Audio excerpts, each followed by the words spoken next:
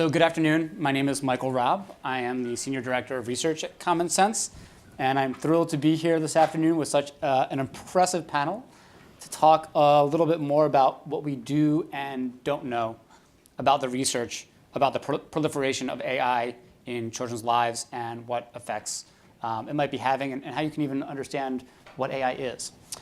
So I'm pleased to be joined by Dr. Sandra Calvert. Dr. Sandra Calvert is a leading researcher on kids and technology and is a professor of psychology, an affiliated faculty member of the McCourt School of Public Policy, and the director of the Children's Digital Media Center at Georgetown University. Justine Cassell is Associate Dean for Technology Strategy of the Human-Computer Interaction Institute in the School of Computer Science at Carnegie Mellon University. And Jakki Bailey is an assistant professor at the University of Texas at Austin in the School of Information. She specializes in immersive media and its influence on cognition, behavior, and learning. And she's currently studying VR's influence on children's cognitive skills and social responses. So AI is what researchers scientifically call a squishy term, in that I think it connotes a lot of different kinds of platforms, devices, interfaces, and uses. So, for example, Common Sense just did a survey with SurveyMonkey about the integration of smart speakers, right? And some people think about AI, they think about the things that are in their homes. So the smart speakers in their homes. And we found that 4 out of 10 parents of young children, kids 2 to 8, said that they had a smart speaker in their house. 6 out of 10 of them said that they were interacting with a voice-activated assistant, right? So your Siri or Alexa or any other kind of voice-activated prompt where you're asking queries, or you're trying to get information, or in the case of my children, you're asking to get jokes. But I think that that's the common conception of what AI is in most people's lives so far, and they may not understand what some of the other applications are, and how they may affect children at different ages.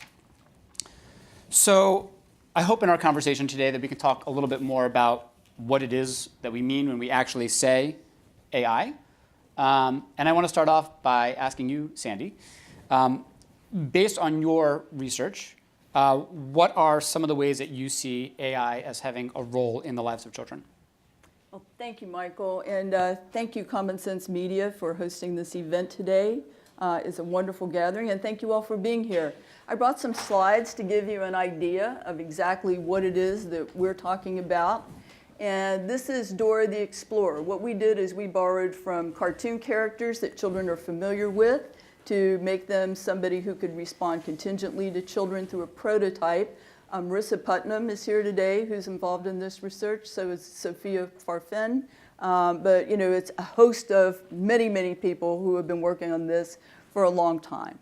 So we've been looking at STEM skills. So we're looking at education and how education can be embellished by having access to characters who are intelligent. And we're looking at a couple of things. One is called a parasocial relationship, which is an emotionally tinged relationship that people develop with entities that aren't necessarily alive, that we never know, but we feel like we know. And it's something like your favorite teacher, that you give her more than you give anybody else.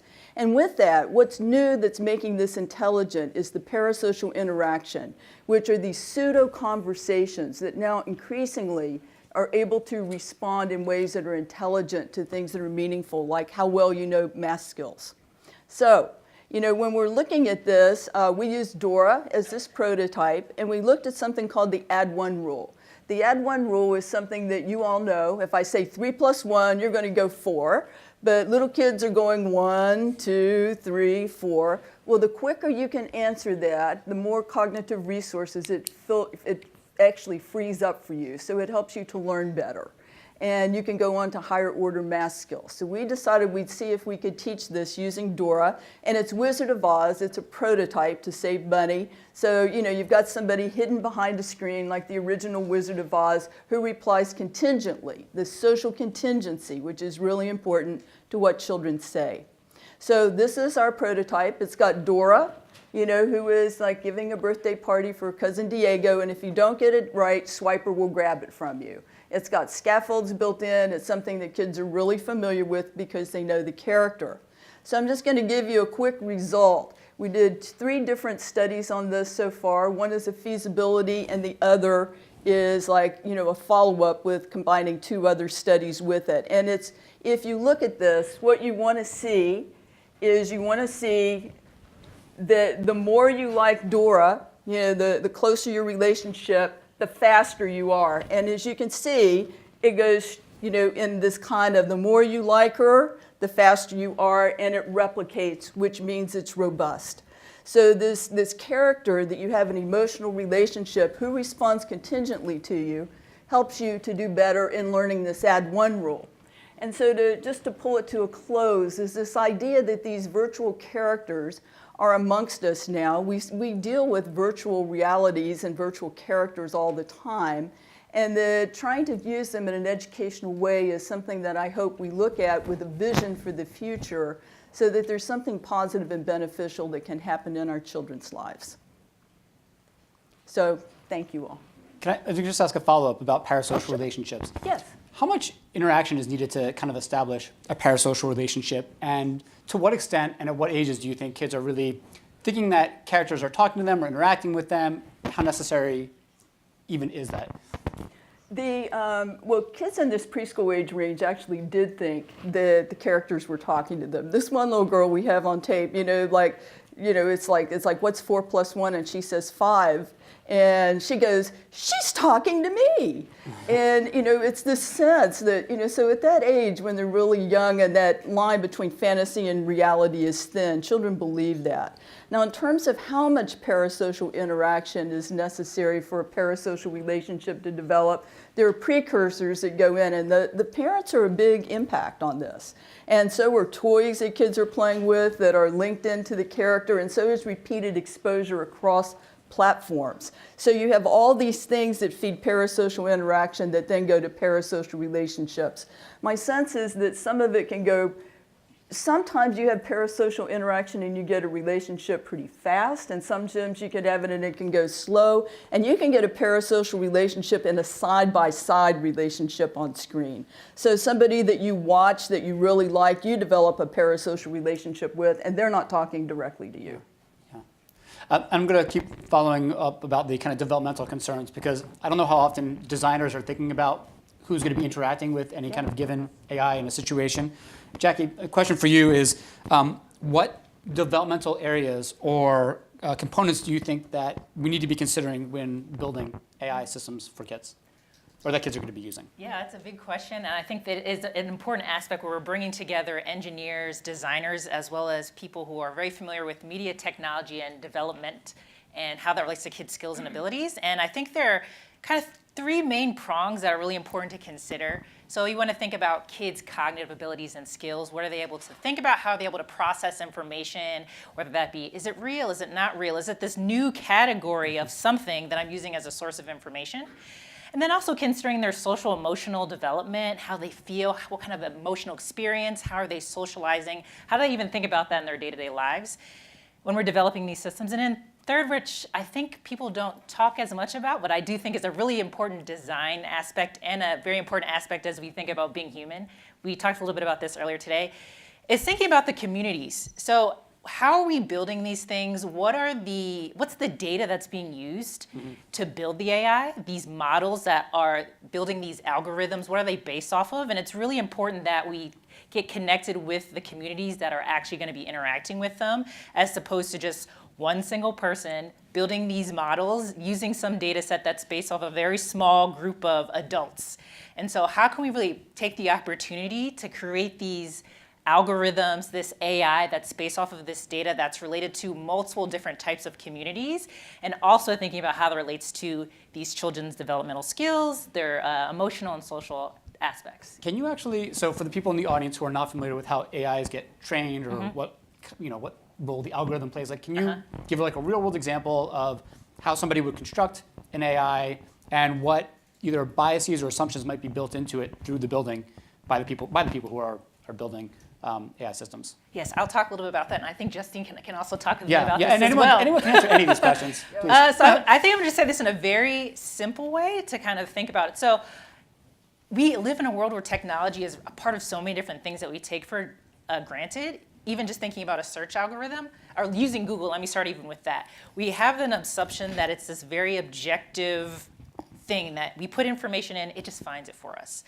but it has to be based off of something. So when people are behind the scenes programming a system to tell it to find something or to do something, someone first has to say, okay, I'm going to label a piece of information, say, I think this is important. If I see a picture of a cat, for example, I'm going to label that as cat. And if there's a picture of a dog, I'm going to label that maybe as dog. I see a picture of a turtle, I label that as turtle. And we have a system, and we show them lots of different pictures, for example. And so we say, okay, I want you to know that when you see this picture, that's a cat. If you see this picture, that's a dog. So it learns, because I had made a decision as a person that says, that is a cat. But I could say something that has really long legs and maybe it also has a tail and also has ears, but someone might also think that's a horse. But if I label that as cat, the system now knows that from my perspective, anytime you see something like that, it's called a cat. So there's always someone behind starting off creating these systems saying, I'm going to label something as this, and I'm going to train the system to say every time you see this or every time you pick up this information, I'm going to learn it to be this thing. And that can have great opportunities for learning, for teaching, but can also reinforce even maybe stereotypes if there's not enough different perspectives on what we label something or how we label something. But so we're building these systems that learn from these data sets that we create. And it builds and it builds and it builds and it learns on them. So we have to think about, are we creating data sets that think about kids? Are we even using data we think about developmental issues? So I can go on and on about this, and we can talk about privacy as well, but I'm going to take a pause and maybe let Justine talk a little bit about that. If you want to elaborate on that, Justine. Sure. So I want to stop for a second and say what AI is, because I feel like we all jump into these discussions about AI. Actually, I gave a talk at the World Economic Forum, so it's all these heads of state and all these heads of big companies. And I said, can someone please define machine learning? Nobody. But they're in this talk where we're talking about the ramifications of machine learning for their companies. They don't have the faintest idea of what machine learning is. And probably most of you don't either. And there's no reason for you to, except that it will really empower you to understand what tech is doing. Actually, I do have a mounted mic. It's just that I have a really bad habit of waving my hands around. Is that better? I can put it closer. Is that better? Okay. I'll try and keep my hands fast. I got thrown out of a restaurant for waving my hands around. And the fork went flying. The fork landed somewhere. I think that would be my problem as well. So AI is not a technology. AI is a paradigm. It was developed right after the Second World War as a way of thinking about how to make humanity better. Interestingly, two groups of people met to decide what AI was going to become. And unfortunately, it was the group that was all men that ended up having the final say, a group of mathematicians. But there was also a group of mathematicians, anthropologists, Margaret Mead was there, critical theorists, her then husband, Gregory Bateson, was there, a number of really, really smart people, and they actually started before the group of mathematicians. If we had listened to them, we wouldn't be in this problem. We wouldn't be in trouble today. But unfortunately, the mathematicians won the day. Not necessarily unfortunately, because it does good things as well. When we talk about AI, what we mean is the paradigm of simulating human behavior or emulating human behavior. That is, either building a machine that acts like a human acts, or that accomplishes the tasks that a human can accomplish. That's all it means. For decades, the way we've done that is to write a set of rules. When you see somebody, a human, sitting across from you, and your little computer vision module recognizes that it has two eyes, you should smile and nod. I've built those for decades. That was called symbolic AI. Then, more recently, we went back to something that was actually developed in the 1970s in psychology, which was connectionism. And it developed into a new field in computer science called machine learning. And you'll hear about deep learning, which is a way of trying to build machines that work the way human brains do, by automatically drawing links between things in the world that they see. That's all machine learning is, and machine learning is the new tool that's used in the paradigm of artificial intelligence. And the way machine learning works, as Jakki said, is that it learns on things in the world. But there is some learning, what's called unsupervised learning, where the system just looks at the world and tries to figure out what the links are. But a lot of machine learning is supervised, where you give it lots and lots, millions of examples of something, and millions of examples that are not that something, and you teach it which are the something and which are the not something. And that's what Jakki was talking about. Many, many people say that there's an advantage to machine learning over people because it can make unbiased decisions. Unfortunately, as Jakki said, a human has to annotate those examples with whether it's the something or the not something. And I'll give you an example of where that becomes problematic. And there's so many examples. And this is what's called algorithmic bias. So I saw an announcement for a talk actually at Georgetown next week or the week after when I was looking at the website from someone who works with lawyers to make algorithms that can decide whether somebody is a risk for returning to prison or not, and therefore should get a more severe sentence or not.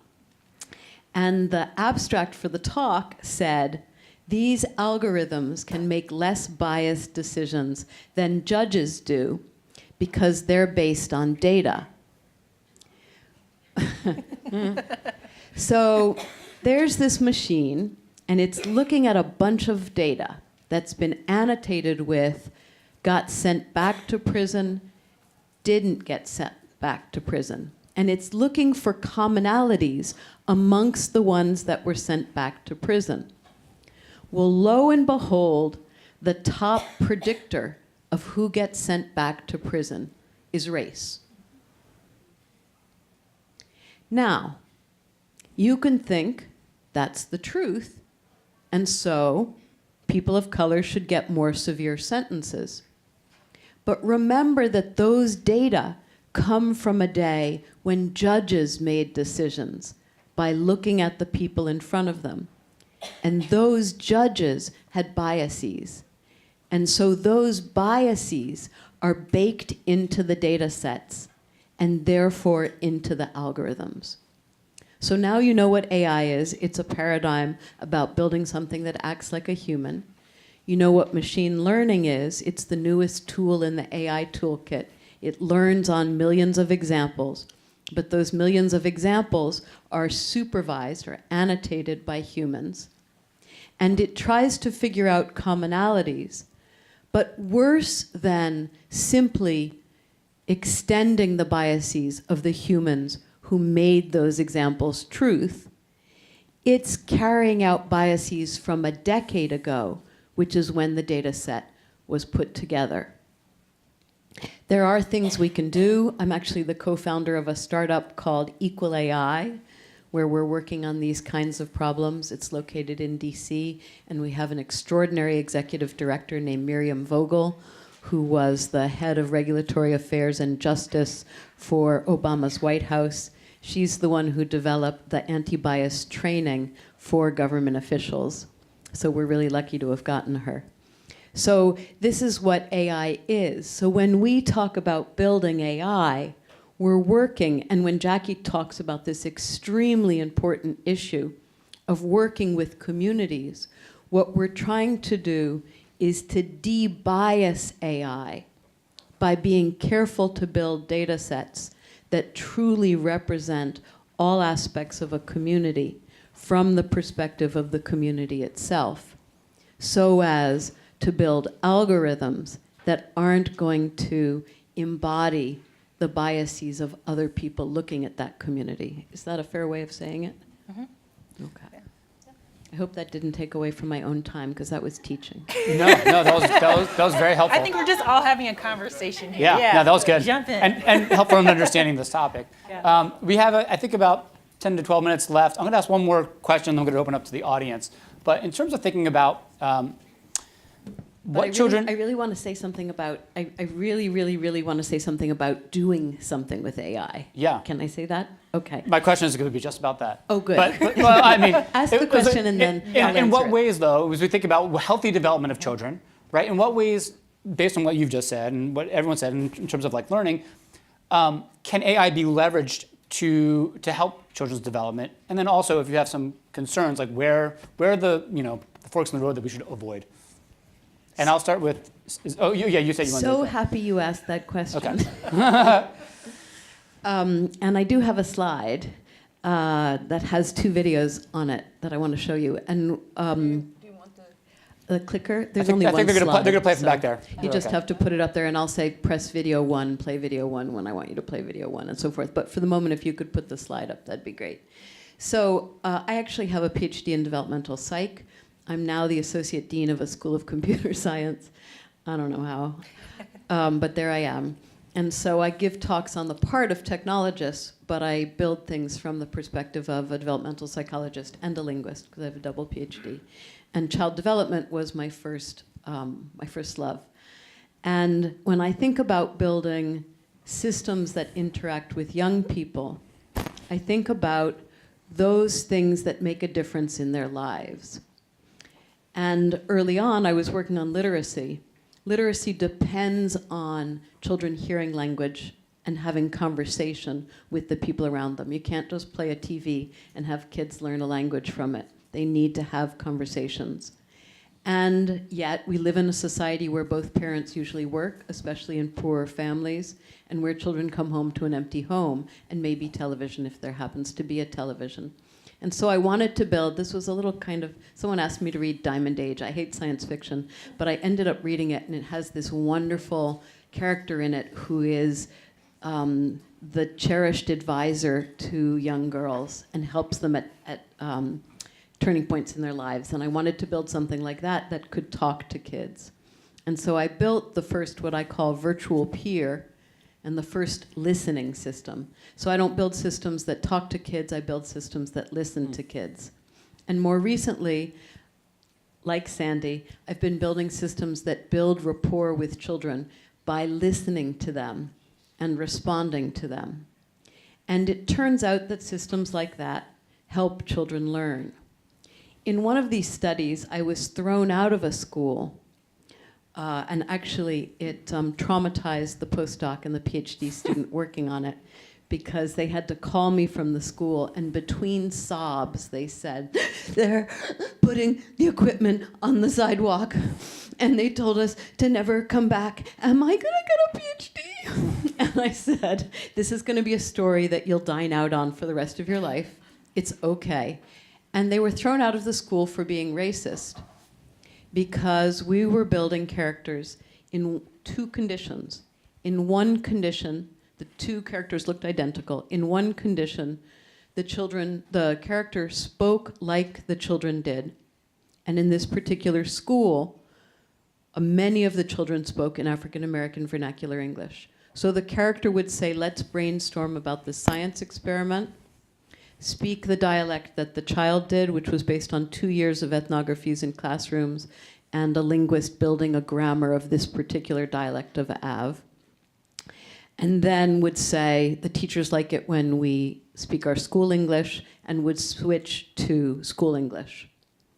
And then they would practice talking to the teacher. And the other character brainstormed in standard English, and then said, our teachers like it when we use our school English, and continued in standard English. And it turned out that the kids who worked with the brainstorming in Av learned more science. And that was not a result that this school liked. This was a school that was 98% African American, and the teacher said, you're introducing exactly the thing that's getting our children shot on the streets. And I understand that. I understand where that comes from, because today, any aspect of being black, any aspect of being a person of color can be used against you. And both of us were crying in the room when we had this conversation, because I went to follow up. However, it is the truth that these children speak the way they speak. And in another school, we were lucky that the Heinz Foundation funded this work, stood up for us, and went back into these schools and explained why this was important. So when we build things as technologists, but as people who care about communities and about young people.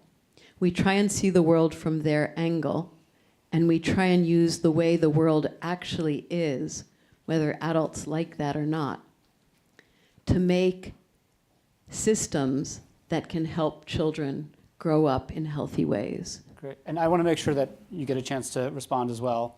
We have a few minutes left, and I swear we'll take questions from the audience. Jakki, did you want to answer?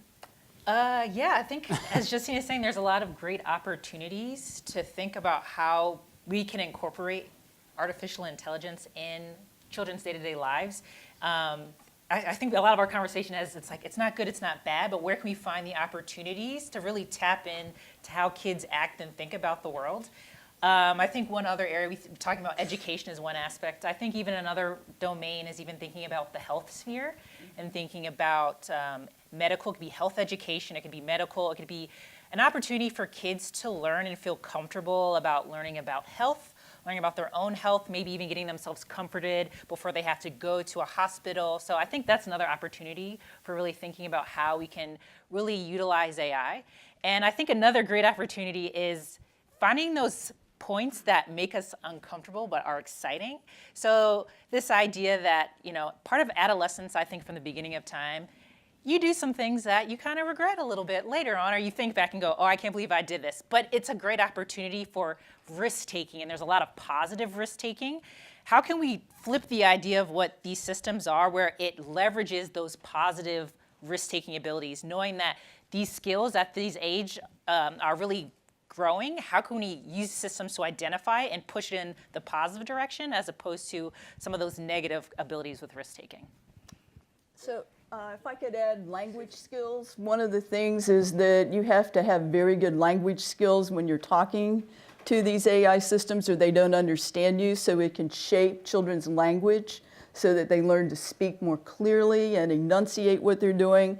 In the social skill area, you can have close relationships with characters, but there also have been some problems about politeness that I've heard from parents about, the kids are rude to the artificial intelligence, they don't say thank you, there are all these things that moms especially have wanted to see the agents cultivate that they don't do, and so the kids get abrupt and there's worry that it will transfer to actual relationships with other people around them, which it could. I'm not sure we have data on that yet, but it is a concern. My biggest concern about these systems is actually privacy.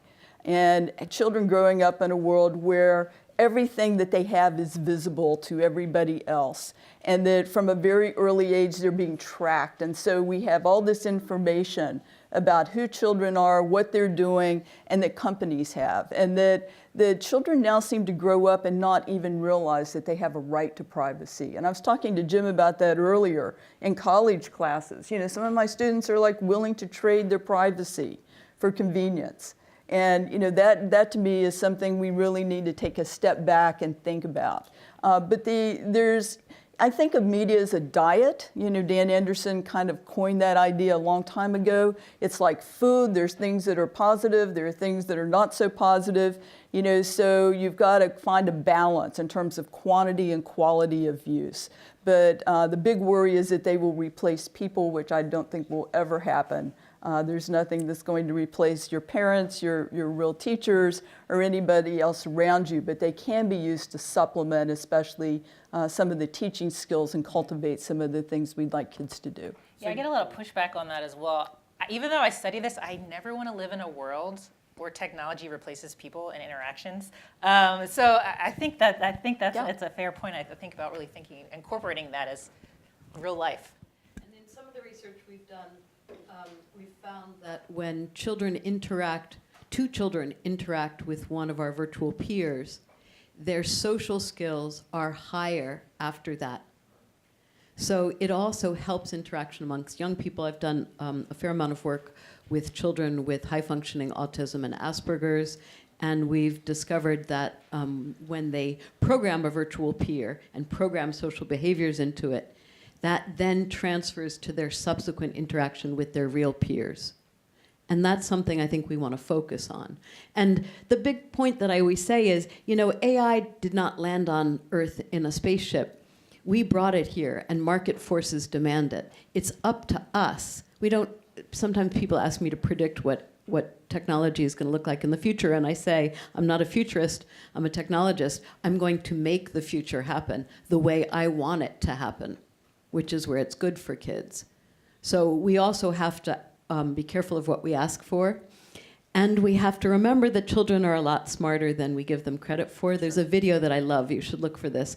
It's a 7-year-old explaining on YouTube how to hack Alexa.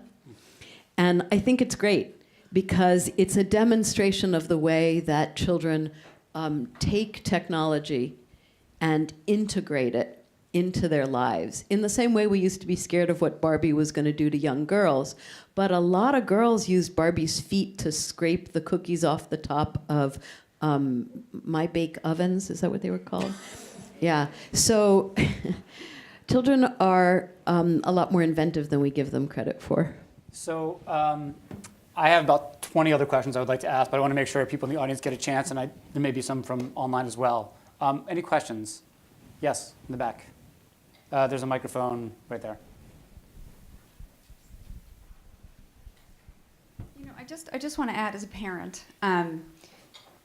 AI seems to be another example of something that maybe not be such a good idea for kids.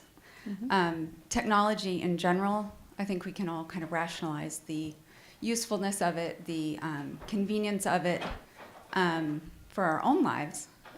But for children, what I'm especially concerned about is what they're not doing while they're engaging with a virtual peer, which frankly terrifies me, the whole concept of a virtual peer. When they are on YouTube, when they are doing something educational, quote unquote, they're not doing play.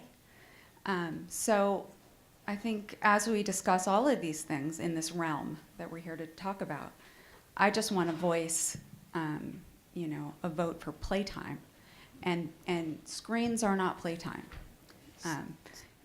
Maybe once in a while on a rainy day, or you just got your tonsils out, it kind of makes sense.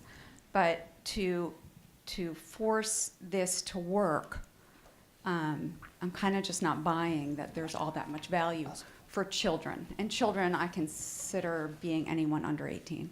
So I just wanted to say that. So if I hear your concern, I think that parents have been worried about being replaced, and teachers as well, by technology for a long time. And one of the things is that technology is here, and we've created it in our own image. It didn't just sort of come down from Mars. It's ours. And so the question is, what are we going to do with it? Because it's very engaging for children. They like doing it. Artificial intelligence is the latest kid on the block, but it's, there's always something new that's been before it that we've been terrified of as well. And that's one of the reasons that I'm arguing for this idea of a diet, of some kind of a balance in terms of how media are being used, and used in a way where you're really thinking. Now, how many adults want to sit and do something with their kids, teaching them to add one rule where there's a lot of practice involved? A machine can do that and engage children and do it in a way that helps kids learn something, but that doesn't take, the adult time can be spent doing something that's perhaps a little more creative and going to the museum. But finding that kind of sweet spot is something that I would argue for. Justine, is it okay? I know you brought a couple of videos of the virtual peer. Would you like to show that? Yeah, I think you're going to get less scared when you see this. Looks nothing like a child, and it's not meant to look real. And I stay away from realism, so the children know what its limits are. Can we watch that? Can you put that video up? Okay, so Hi, let me I'm just Jaden. What's your name? Wait, can I just give one moment of introduction? If you could stop that and go back. Thanks. So what you're going to see is a system that we've built that helps kids learn linear algebra, which is a difficult topic to learn, and kids don't get enough time to practice it in the classroom or with somebody else. And peer learning is a very good way to learn these kinds of things. So in this particular system, Jaden, who is gender ambiguous and ethnicity ambiguous, is introduced simply as a kid you're going to learn linear algebra with. And you're going to see the first video where Jaden introduces itself to the child, and the second video where they've started to work on linear algebra. And as you're going to see, Jaden is ugly, not well designed. I don't hire professional animators. I think Sandy does a lot better job on that, and she's using real characters. I'm using graduate students. But I also like the fact that we're not going for realism, as I said. So what I want you to watch is the virtual peer building relationship with the child, and the child's surprise and pleasure and ironic look as this agent introduces itself and gets to know the child. Now, if you could play number 1. Hi, I'm Jaden. What's your name? I'm Sasha. It's nice to meet you. You as well. So what school do you go to? I go to Ellis. Oh, cool. I go to Pa Cyber School. Cool. What grades are you in? I'm in 7th.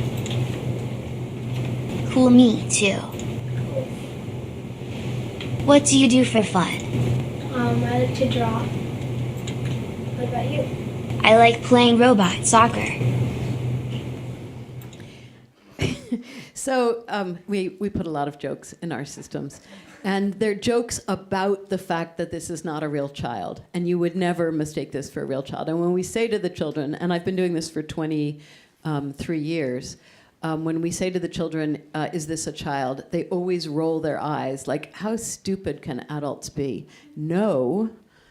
But they're willing to suspend disbelief. And that's what you see on the face of this girl who thinks this is hilarious, that this is her partner in learning linear algebra. But now let's look at the linear algebra video. And you're going to see the impact it has on her ability to be vulnerable about what she doesn't understand. Nope, that's not quite right. Don't worry, I think these are hard too. Okay. +9. Oh, 50. Yeah, I think that's right. Okay. So what do you think you should do next? I will divide by 10, and that'll get me x equals 5. Correct, I'm such a good teacher. Okay, let's go to the next one. I'm having a lot of fun working with you. Me too. So this is hard stuff, and you can see on the girl's face that she's struggling and she's worried. But this system is based on 4 years of annotating, analyzing, child-child interaction around exactly this same linear algebra tutoring.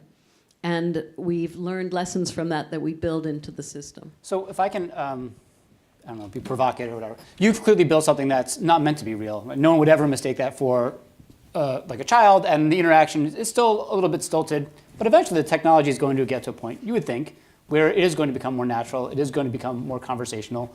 The contingency will probably be better. Why should or shouldn't we be concerned that AI agents may be a lot better at mimicking social interaction? Better than we are?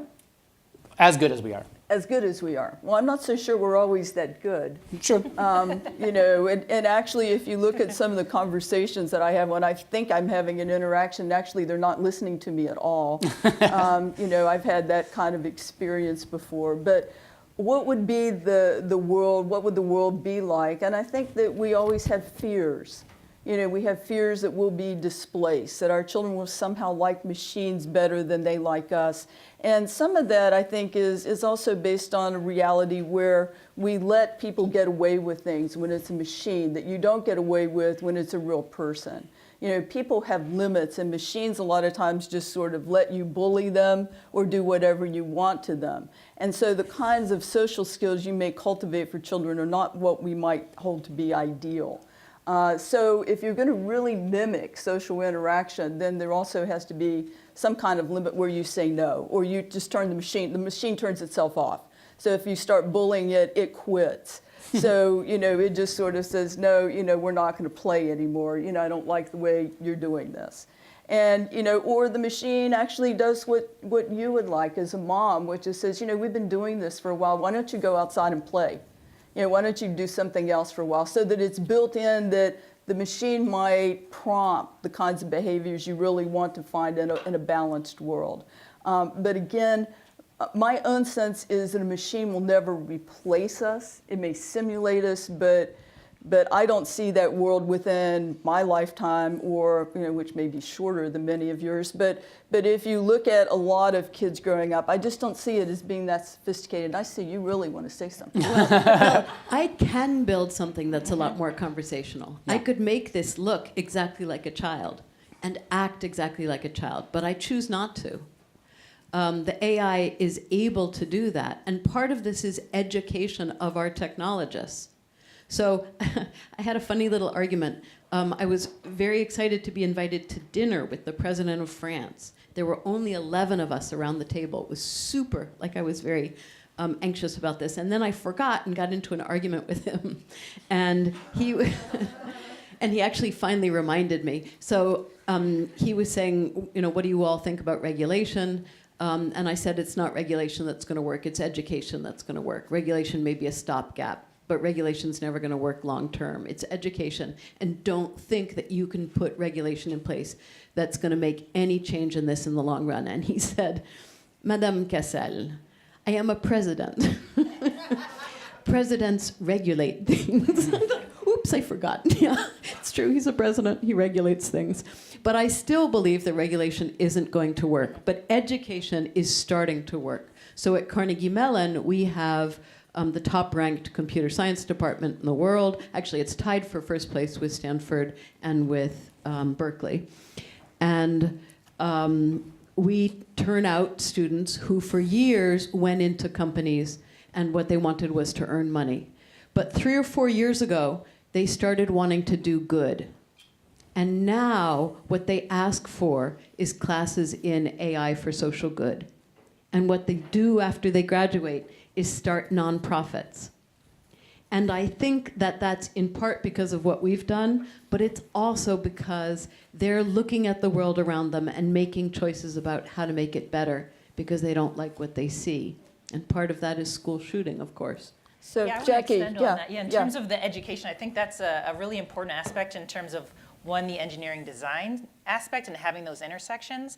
But I think also letting the public know, demystifying a little bit what AI is, and thinking about it as a tool. I can take a stick and I can use this to dig a hole and plant something and to grow it, but I could also use it to stab someone. And so really thinking about it like this is a tool. How can we use this tool and leverage it in a positive way? How can we educate parents and families and policymakers to say, it's not this magical objective thing we just sprinkle out there and things will just happen, but thinking about it as a tool that a person makes, and how can we put a say into that? How can we be interacting with that? Because AI is here. Google Maps is AI. Mm-hmm. What your news, any type of feed you have on any social media platform is an AI. When you go buy something online, that is AI. It's giving you recommendations. It's one version of it. And so making sure we understand how it is already even saturating different things and finding the opportunities to know that it's there, letting our kids know that it's there, designing it in a way that's helpful. And I think that is a good point about that realism aspect in terms of, okay, we know some things that can grab kids' attention. We know some around certain ages where there's things that are blurry. Let's think about those things. Let's find those great opportunities for schools. And maybe those are some lessons in design where we say, okay, this is the age range you're designing that for. Let's roll back some of those things so they can clearly see that this is not the same as my mom or my friend or my teacher. How can we design things and use them as a way and as another way to think about educating and creating these things? So one thing I wanted to say, just in reply to Justine's comment, is that I'm actually also thinking embodied, not just conversational interaction, which we can simulate pretty well, but the fact that we all have bodies that we live in. And trying to duplicate those, I think, is further down the pike. Now, maybe you're making embodied conversational agents now, but maybe that's just around the corner. No, but to my thing, that the human touch is something that's emotional, that the emotional sorts of things that we bring to life are things that machines at this point are not capable of doing. Yeah, touch is very important. I mean, my agents are embodied, as you can see. They have bodies, and in fact, their bodies are based on this very careful annotation of child. Physical bodies. But physical in the world. I don't work on robots. I could, but I don't. Yeah, but that's actually what I'm talking about. With that, we are out of time. Feel free to come up to any of us in the hallway afterward to ask all your burning questions about AI. Like I said, I have a ton more as well. But thank you very much, panelists, for such a great conversation.